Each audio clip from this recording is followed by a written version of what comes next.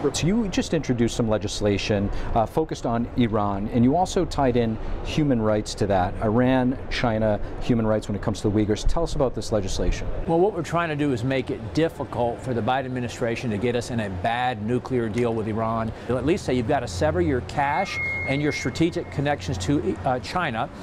You've got to stop persecuting the Uyghurs, or make sure that China stops persecuting the Uyghurs in order for you to have a nuclear agreement, and putting that responsibility on Iran to help us lobby against that, and that to have any nuclear agreement with Iran would have to be ratified by the Senate as an official treaty, so that John Kerry or Tony Blinken and Joe Biden can't do it without the approval of the Senate. Congressman Good, when it comes to China, a lot of people overlook them often when you're talking about the Middle East, whether it's Hamas or Iran, but they're actually a state sponsor of terrorism. They absolutely are. And so how important was it to include China in this bill? Critically important, because essentially China is helping to fund Iran. They've recently done a deal that's 25 years, $400 billion. They're buying a tremendous amount of oil and petroleum now from Iran, so it's helping to enrich Iran. And where does that money go? We know where it goes. It goes to attack Israel. It goes to attack our strategic interests around the world. It goes to attack terrorism around the world.